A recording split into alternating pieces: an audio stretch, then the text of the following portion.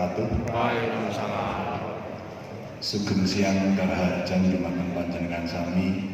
Om Swastiastu, Namo Buddhaya. Sugeng siang karaharjan dumateng panjenengan sami. Coba yang dari Papua tahu artinya apa enggak? Oh, enggak ada yang tahu. Daripada saya menyiksa Bapak Ibu dan Pak Hasibuan, saya pakai bahasa Indonesia saja. Bapak Ibu yang sangat saya hormati, saya mau menghitung petani kita di Jawa Tengah, dia tanam apa, kapan, di mana. Siapa yang mau bantu saya? Oke. Setelah selesai seminar ini, tolong Bapak Ibu membuat hitung-hitungan bagaimana sistemnya, berapa cepat Anda selesaikan, kita akan kerjakan di Jawa Tengah.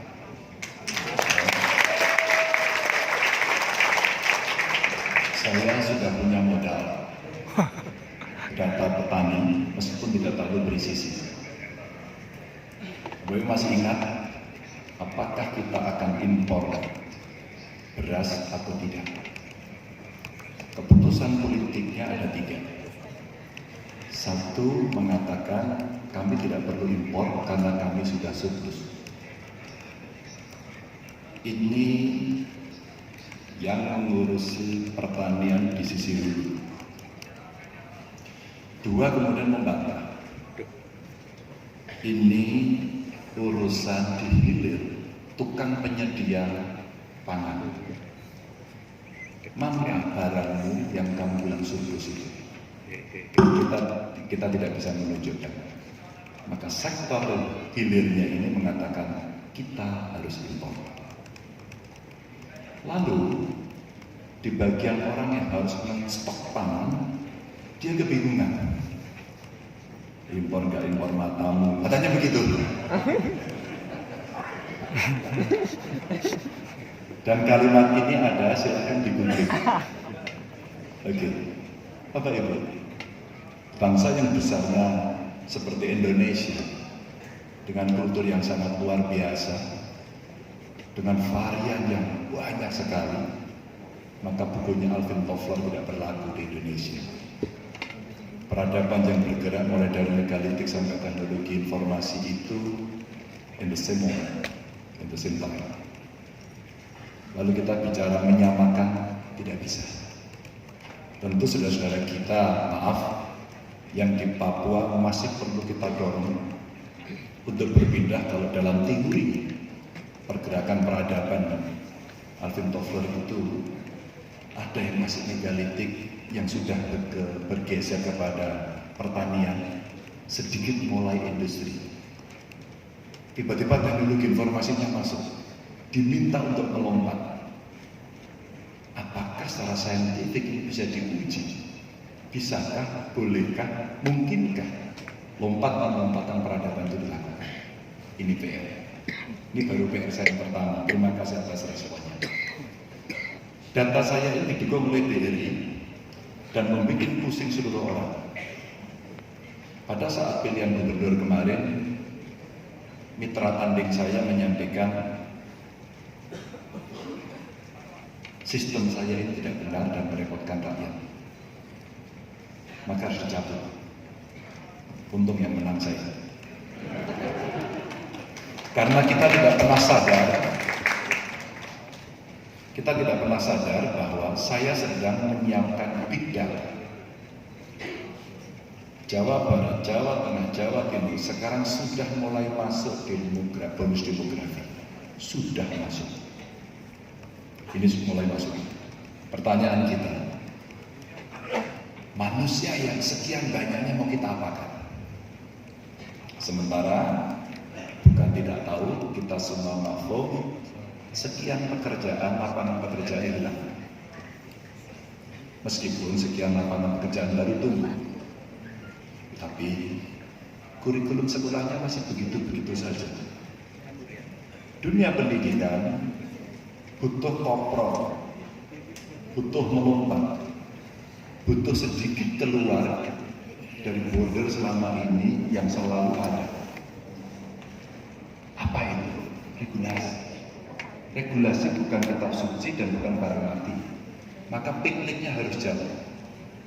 Kalau pikniknya berani melibas batas itu, maka dia akan tahu suasana yang ada di luar. Bapak Ibu, untuk sampai datang ke sini, langkah saya ini tidak ringan, agak rasa-rasa.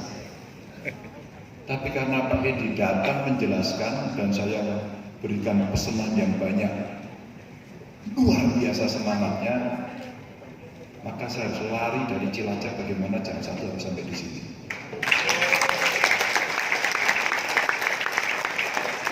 Sebenarnya tidak perlu tepuk tangan nggak dapat sepeda. Apa mau saya ceritakan? Tantangan saat itu adalah, ini baru saya satu baru kita dorong. Saya ingin menghitung penduduk saya yang miskin itu masih banyak. Apakah Pak Ganjar berhasil? Saya bukan gubernur yang berhasil. Saya bukan gubernur yang berprestasi. Tapi saya orang yang sungguh-sungguh saja mengerjakan. Nah sekarang achievementnya mulai terlihat, tapi belum seperti yang saya bayangkan. Mudah-mudahan Bapak Ibu, para intelektual yang ini hadir termasuk para praktisi, ada keinginan, suasana kebatinan, keikhlasan untuk mendonasikan pikiran, keterampilan, ilmu, pengalaman kepada saya. Saya bukan Ganjar Pranowo, tapi saya gubernur, saya Indonesia, saya negara, saya pemerintah. Kalau berkenan. Terus terang pada saat 2013 saya dilantik jadi gubernur, hanya satu saja yang saya pikirkan, kenapa masyarakat itu sulit untuk melaporkan seluruh komplainnya? Apakah jalannya rusak? Apakah membuat identitas sulit? Apakah urus izin usahanya kemudian dipalak? Apakah listriknya bisa nyala? Akhirnya PDAM di Semarang ini patuh terus. Kemana dia lapor? Pemerintahnya lari, pemerintahnya tutup mata, membutakan diri, dia takut, dia tidak profesional, atau sebenarnya memang takut. Ini adalah cermin besar untuk kritik saya. Lalu saya sampaikan kepada beberapa orang, saya ingin mendapatkan satu sistem informasi yang itu menjadi complaint handling. Dari semua yang teriak, marah-marah, cerita, ngomongnya banyak, tulisannya di koran bagus-bagus, hanya Udinus yang membuatkan sistem itu dan jadi. Kemudian jadi lapor book berbasis web, web-based, dan sekarang sudah jadi aplikasi. Saya teruskan. Lalu saya ditanya, kenapa Pak Ganjar tidak menggunakan aplikasi Blue seperti punya Ahok? Tidak.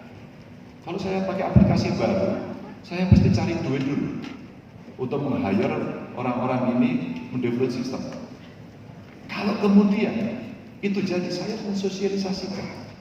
Saya harus melakukan training agar itu bisa dilaksanakan. Akhirnya saya pakai aplikasi umum medsos. Dan dengan itu tanpa terasa terjadi reformasi birokrasi yang luar biasa.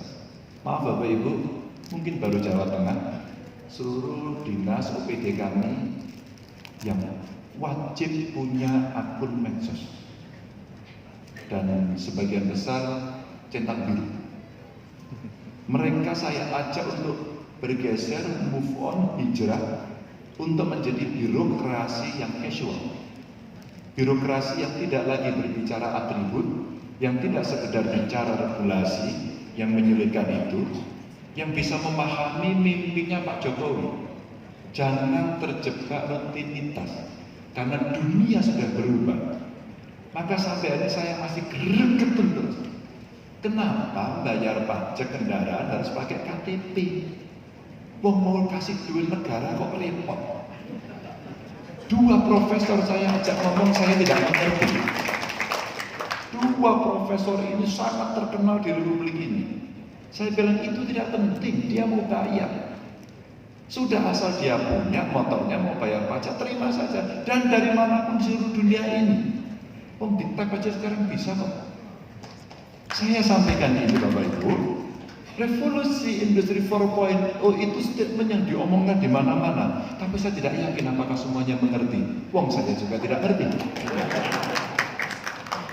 Tapi saya dengan Pak Sibuan saya sampaikan, revolusi industri 4.0 bukan bangsa ini melompat menggantikan fungsi manusia ke dalam robot. No. Pak Sibuan saya sepakat. Revolusi industri 4.0 kita itu yang ndek-ndekan, yang kecil-kecilan saja. Bagaimana ibu-ibu di Purworejo kemarin saya datangi yang bisa membuat anyaman bambu menjadi tas yang sangat cantik, kemudian dikasih macam-macam tempelan, punya nilai jual tinggi dan bisa dijual ke seluruh dunia. Kalau kita bisa fasilitasi dengan teknologi informasi ini, sudah revolusi industri 4.0 menurut pemerintah. Tanpa mengurangi rasa hormat saya, mudah-mudahan saya tidak pamer. Saya rombak kawan-kawan saya di pemerintah Provinsi Jawa Tengah. Saya tidak mau lagi setiap bulan Anda bayaran itu duitnya masuk amplop coklat. Tahun 2013 saya jadi gubernur. 2013 saya kira Indonesia sudah maju posisinya. Bapak bisa bayangkan kan tahun 2013 ATM sudah ada itu. Bank sudah ada. Dan majunya 2013 sama sekarang ini persis sama. Perubahannya enggak banyak. Tapi kawan-kawan saya sebagai otokritik bayarannya masih menggunakan duit cash. Saya bilang, loh kok saya terimanya duit cash begini? Memang kok begitu Pak. Nah ini kalau Anda ngambil dari bank kan dirampok nanti. Kok rumit sekali? Saya minta bulan depan semuanya transfer. Transfer itu bagian dari transparansi pencatatan duit. Dan itu mencegah korupsi. Maka Bapak Ibu, bulan depan langsung ceklek. Bank Jateng, banknya saya langsung ngomongin, Pak Gubernur, itu kartu pegawainya itu sudah bisa digunakan untuk ATM. Loh, kenapa tidak? Sudah setahun yang lalu Pak, nganggur. Saya tidak yakin itu kalau dia gajian menggunakan duit cash itu diberikan pada istrinya di rumah. Ini kadang-kadang modus. Apa yang terjadi begitu bulan depan semua saya minta itu semua maki-maki. Dan karena begitu terbukanya saya, mereka langsung kirim WA, ada yang SMS, ada yang pakai medsos, itu lumayan. Mulai saya terima menarik perilaku perubahan birokrasi ini. Perilaku. Segini, ini perilaku. Maka kemudian saya cukup marah-marah saja sama pengelolanya. Ini kan sampai dikomplain. Ini ada ibu-ibu yang saya sebutkan ibu-ibu ya. Kebetulan ibu orangnya. Ibu-ibu protes marah-marah karena ternyata karpet yang katanya bisa dipakai ATM itu tidak bisa untuk tarik duit. Lapar. Saya telepon dirutnya. Sampai masih mau jadi dirut, kamu bisa coba. Samar atau saya. Siapa ada apa? Ini nggak bisa menarik duit. Apa yang terjadi kemudian? Bapak boleh minta nomor teleponnya, ditelepon. Bapak Ibu, ternyata PIN-nya salah. Sepele kan? Anda tidak perlu melaporkan saya lagi dengan tulisan yang tebal-tebal karena setiap malam saya pusing baca laporan tulisan yang aduh membosankan. Kita tidak cepat. Maka laporan Anda cukup 3 saja. Itu jalannya rusak, foto 3. Foto pada saat jalan masih rusak, pada saat dikerjakan, dan 100%. Tidak usah pakai kata-kata. Ini pekerjaan. 3 gambar itu sudah menunjukkan good. Selesai. Pekerjaanmu beres. Bapak Ibu tahu apa yang terjadi? Ini merevolusi perubahan birokrasi yang luar biasa. Kemudian mereka membuat program Jateng tanpa lubang. Hari ini dia sudah naik lagi membuat namanya Jalan Cantik. Jalan Cantik sekarang diangkat menjadi aplikasi komplain publik. Dan itu sudah diatur waktunya kapan orang komplain, kapan direspon, dan itu menjadi satu achievement yang terukur secara kuantitatif. Maaf. Akhirnya anak-anak hebat, teman-teman saya di Pemprov yang sehari ini mulai dibukakan mindsetnya, dia berlomba-lomba luar biasa. Akhirnya Jawa Tengah dinyatakan menjadi provinsi paling inovatif. Akhirnya kemarin lomba inovasi kreasi Jawa Tengah yang terbanyak, maka acaranya ada di sini. Kemudian kami coba setelah bayarannya itu cash, setelah semua dicatat manual, saya pinjem. Saya nggak mau repot Bapak Ibu. Saya ini nggak mau repot orang. Mana di Indonesia ini yang sudah punya pengelolaan keuangan negara berbasis elektronik? Ternyata Surabaya. Saya malu, saya tidak malu. Saya pinjem Government Resources Management System punyanya Surabaya. Saya contoh, tapi terlalu kekecilan karena kota. Maka saya ambil tema IT saya untuk dibesarkan. Bapak Ibu tahu, setelah kita kelola, kita menemukan 3.000 nomenklatur terduplikasi. Sehingga kalau Bapak Ibu beli satu ballpoint, itu bisa disebut alat tulis, bisa disebut pensil, bisa disebut ATK, bisa disebut alat tulis kantor, bisa disebut kertas, dan itu harganya bisa beda-beda. Kita sapu habis. Setelah kita sapu, apa yang terjadi? Pemberontakan luar biasa, karena tidak mau berubah. Anda merepotkan saya, Anda bikin sulit, dan saya digembur dari dalam, megek saja. Sayangnya sebelum saya digembur, saya tukang gembur dulu, jadi sudah biasa. Perubahan mulai terjadi dan akhirnya dilompatkan seluruh Indonesia sistem pemerintahan berbasis elektronik. Alhamdulillah the bestnya Jawa Tengah. Pada saat itu, ketika semua bisa menghemat 10 miliar, 70 miliar, ya ada yang mungkin 120 miliar, saya bisa menghemat 1,2 triliun. Bapak Ibu, tapi saya ini tidak mengerti IT. Maka di kesempatan yang berbahagia ini, karena tadi saya sudah dipancing, saya agak emosi. Jawa Tengah ini harus menjadi contoh, dan semua siap untuk membantu Jawa Tengah. Nah, saatnya saya tagih. Satu, saya ingin membuat politik pangan itu aman, mencukupi, bertahan, sustain, dan daulat. Bantu saya. Siapa yang berminat, letakkan di pikiran dan hati, nggak usah ngaku sekarang daripada saya tagih. Yang kedua, saya punya UKM, Pak. M-nya yang pertama saya buang, karena menengah itu saya anggap mampu. Usaha kecil mikro, persoalannya hanya 3, Pak. Mereka tidak punya ilmu pengetahuan, tidak punya keterampilan, dia tidak bisa mengakses permodalan, dan tidak ada yang mendampingi. Maka produknya gitu-gitu aja. Tolong dampingi ini. Semua selalu saya inginkan dari basis data. Bagaimana mendatai? UKM. Saya sudah punya program namanya UKM naik kelas. Dan sekarang sudah mulai kita dorong. Semarang ini ada case yang menarik, namanya Roro Kenes. Roro Kenes ini seorang perempuan muda, dia gigih sekali membuat kerajinan, tas, sepatu, macam-macam dari kulit. Dan kemarin saya ajak pamer di Moskow, tidak bisa keluar dari custom karena difitnah. Fitnahnya itu kejam. Tas-tas itu tidak bisa keluar karena harganya 990.000 rupiah. Jadi kalau dolar nggak sampai 100 ya, berapa itu, sekitar 60-70 ya. Sekitar itu, atau 50 mungkin malah.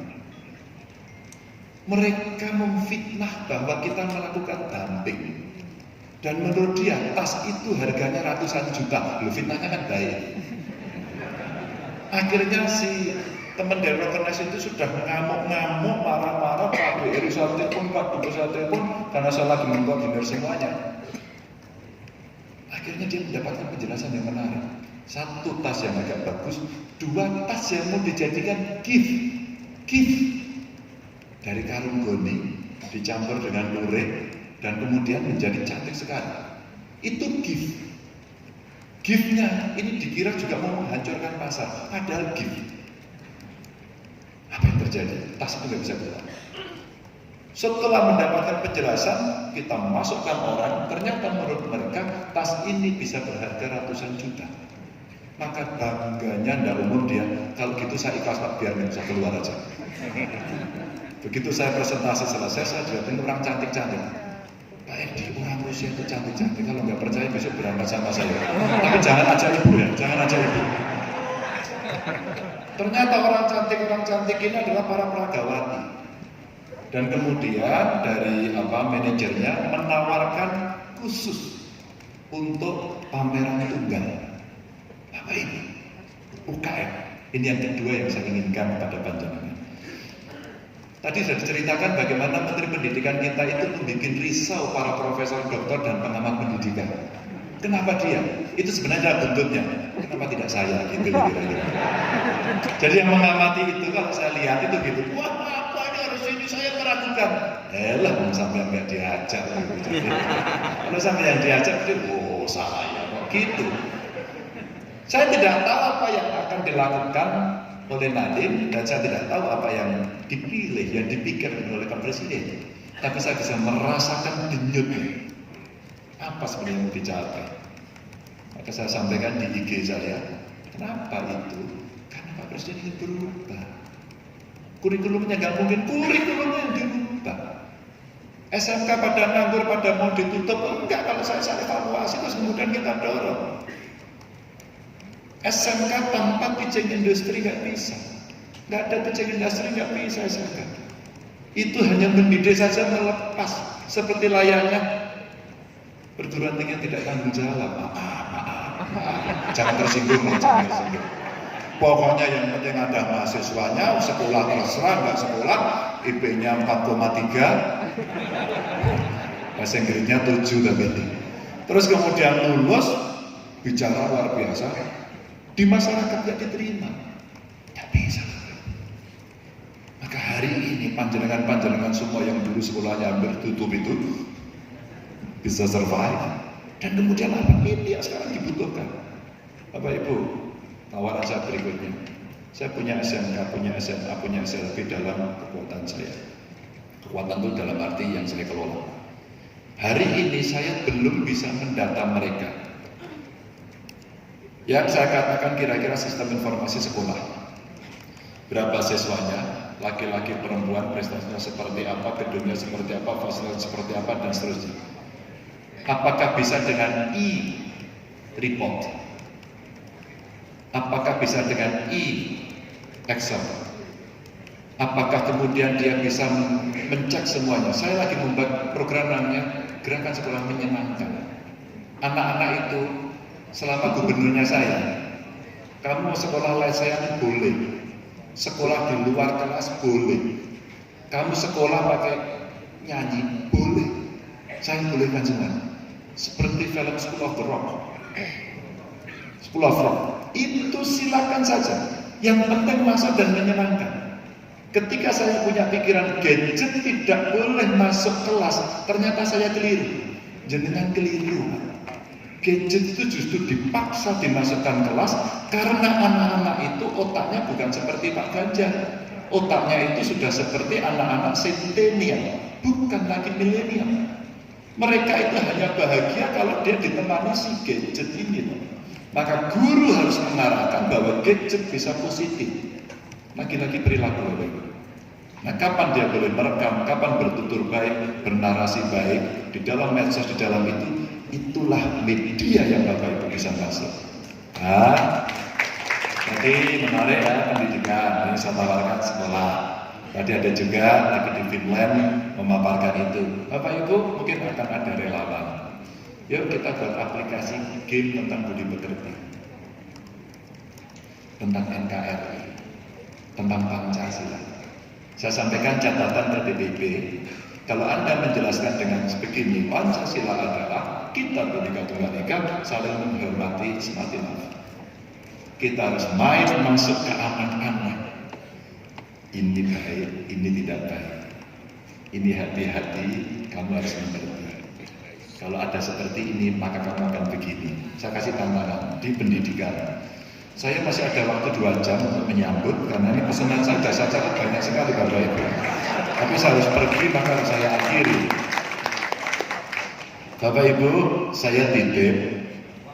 Saya sudah punya perda judulnya Provinsi Cerdas. Sudah ada. Kontennya sudah saya siapkan. Saya masih butuh Bapak Ibu untuk menjadi relawan untuk mengisi ini. Sudah ketemu saya dengan berbagai pihak. Pak Ganjar, berapa kali Anda juara terus di dalam lomba. Kenapa? Ini bukan sombong ini. Saya hanya menceritakan saja. Saya memasukkan teknologi informasi. Bapak Ibu, seluruh pegawai di Pemprov wajib melaporkan harta kekayaan. Wajib. Kalau enggak, silakan keluar dari Pemprov Jatim. Apa akibatnya? Dari seluruh lembaga negara yang ada di Indonesia, versi KPK yang paling berintegritas itu di Provinsi Jawa Tengah. Nomor satu. Apa yang mau saya ceritakan? Karena kita mau mendeteksi siapa sebenarnya yang main pungli, siapa yang main store-store, siapa yang potong komisi. Yang seperti ini kita kontrol dengan teknologi informasi yang sederhana, tapi kamu belum bisa dalam. Barangkali Bapak Ibu bisa punya itu, maka kita akan dorong dan tentu senang. Terakhir ingin saya sampaikan, ketika kemudian ini semua sudah terjadi, saya akan memulai dari saya sendiri. Dengan berbagai tantangan yang luar biasa, tekanan yang luar biasa, saya jalan terus. Saya tidak peduli karena saya yakini baik dan sudah saya laksanakan 6 tahun. Maka terakhir saya lagi mau ngajak kawan-kawan untuk mereformasi birokrasi melalui hal yang paling sederhana yang semua orang sebenarnya sudah melakukan, e-office. Simple sekali, tapi tolong bantu kami. Bagaimana yang paling simple, Bapak Ibu? Yang PNS boleh angkat tangan, yang PNS? Nggak ada? Nggak ada? Oh cuma 2 ya? Kenapa Bapak Ibu jadi PNS malu? Siapa yang PNS? Nah, Bapak Ibu ini yang disebut sebagai orang yang korban rutinitas. Bapak Ibu sekarang beli 1 pensil harus ada kwitansinya. Bisa nggak itu dihilangkan? Saya pengen tanda tangan saya cuma gini aja. Saya hanya pengen itu aja. Maka fingerprint saya minta ketika dipencet ini jadi tanda tangan digital. Saya sudah minta untuk didaftarkan. Bisa nggak sistem itu berjalan sehingga kalau saya mau tanda tangan tinggal begini-begini aja. Terus kita kirimkan kepada pemilik-pemilik surat itu yang membutuhkan dan nggak usah di-print. Gak usah di-print entek-entek ke mangsi, ngabisin kertas. Kalau nanti dibutuhkan silahkan kemudian di-print, minimal buat Pigdora di ruang tamu bahwa dia jabatannya sekarang tinggi. Tapi selebihnya hampir seluruh syarat itu dimasukkan. Silakan Bapak-Bapak kalau mau naik pangkat, mesti suruh ngumpulin macam-macam lagi. Seperti apa Republik ini? Kertas mulai kita buang agar bukan kita tidak dibakar. Udah Bapak Ibu gitu aja lah, saya mau pulang. Selamat seminar, mudah-mudahan menginspirasi. Saya tunggu betul-betul hasilnya. Bapak Ibu, saya tawarkan diri saya menjadi kelinci percobaan. Silakan buat provinsi cerdas, seluruh kecerdasan yang Bapak Ibu miliki berikan pada bangsa dan negara lewat Jawa Tengah. Nanti Bapak Ibu datang ketemu saya. Dengan mengucap Bismillahirrahmanirrahim, izinkan saya membuka acara ini yang akan kita persembahkan untuk bangsa, negara, dan kemanusiaan. Assalamualaikum warahmatullahi wabarakatuh.